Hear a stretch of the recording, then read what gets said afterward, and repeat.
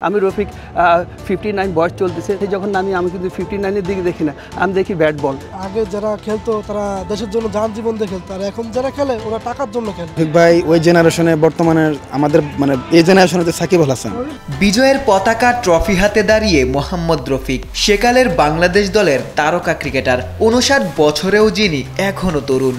আর দেখেন, বয়স তো কি ধরে রাখা যাবে না, কিন্তু আমরা ব্রেনে খেলি। দেখেন, আজকেও আমি রফিক 59 বয়স চলতেছে, তা আলহামদুলিল্লাহ এখন দেখা যাচ্ছে মাঠে যখন আমি কিন্তু 59 এর দিকে দেখি না, আমি দেখি ব্যাট বল। তা ইনশাল্লাহ দেখা যাচ্ছে ব্যাট বল হচ্ছে। অস্ত্র জমা দিলেও ট্রেনিং জমা দেয়নি, লোকমুখে বহুল প্রচলিত কথা। ক্রিকেটার রফিকের সাথে কথাটি যেন এখনো মিলে যায়। ব্যাট কিংবা বল হাতে নিলেই এখনো রফিক সেরাদের সেরা হয়ে যান। মহান বিজয় দিবস উপলক্ষে মিরপুরে প্রতি বছরই প্রীতি ম্যাচের আয়োজন করা হয়, যেখানে অংশ নেন সাবেক ক্রিকেটাররা। রফিক, রাজ্জাক, পাইলট সুমনরা দুদলে ভাগ হয়ে ম্যাচ খেলে থাকেন। এবারও তার ব্যতিক্রম হয়নি, সেখানেই ব্যাটে বলে রফিকের বাজিমাত। সেরা খেলার পুরস্কার গ্রহণ করছেন মহান বিজয় দিবস প্রীতি ক্রিকেট ম্যাচ 2024-এর সেরা খেলোয়াড় মোহাম্মদ রফি। সাবেক ক্রিকেটারদের ম্যাচ দেখতে গ্যালারিতে হাজির ছিলেন তরুণ ক্রিকেটাররা, যারা রফিকদের খেলা টেলিভিশনে দেখেই বড় হয়েছেন, ক্রিকেটার হওয়ার স্বপ্ন দেখেছেন। সাবেক তারকাদের চোখের সামনে দেখে অনেকেই আবেগাপ্লুত হয়েছেন। একটা জিনিস কি, ওই সময় যখন টিভিতে খেলা দেখতাম, রফিক ভাই ব্যাটিং করতো, তখন আসলে রফিক ভাই যখন পিছিয়ে আসতো, ওই সময় একটা আনন্দ লাগতো, যেন এখন 6-4 এরকম। এখন ওই সময় এরকম 6-4 কেউ মারতো না, ওই জেনারেশনটাতে অল্প কিছু রান হলে অনেক ফাইটিং স্কোর হতো। রফিক ভাই নামলে দেখা যেত 6-4 এরকম হতো, বোলিংয়ে আসলে উইকেট পাইতো। অনেক ভালো লাগতেছে ওনাদের ব্যাটিং দেখা। আমি কখনো দেখি নাই সরাসরি, এখন বাস্তবে দেখতাছি।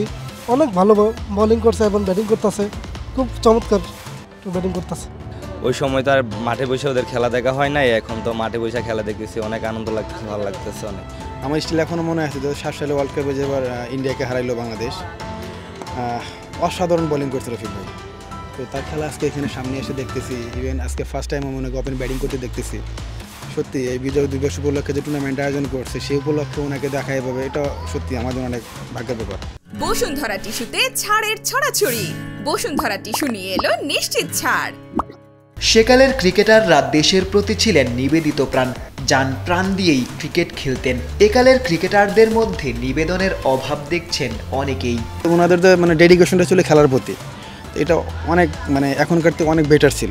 আগে যারা খেলতো তারা দেশের জন্য জান জীবন দিয়ে খেলতো, আর এখন যারা খেলে ওরা টাকার জন্য খেলে। আর সত্যি বলতে রফিক ভাই ওই জেনারেশনে বর্তমানে আমাদের এই জেনারেশনে সাকিব আল হাসান। আমার মনে হয় ওই জেনারেশনে রফিক ভাই এরকমই একজন অলরাউন্ডার ছিল, হয়তো এরকম প্রচারণার জন্য হয়তো ওনার কেরিয়ারটা এরকম করে হাইলাইটস হয় নাই। তো আমার দেখা ওই সময় ওই জেনারেশনে রফিক ভাই one of the best allrounder ছিল আমার দেখা। রফিক, রাজ্জাকরা এখনও ব্যাটিং কিংবা বোলিং সৌন্দর্যে দর্শকদের বিমোহিত করছেন। প্রীতি ম্যাচেও সর্বোচ্চ নিবেদন দিয়েই ক্রিকেট খেলছেন। অনেকেই বলছেন সেকালের তারকাদের কাছ থেকে একালের ক্রিকেটাররা নিবেদনের শিক্ষা নিতে পারেন। আশিক সারোয়ার, নিউজ 24।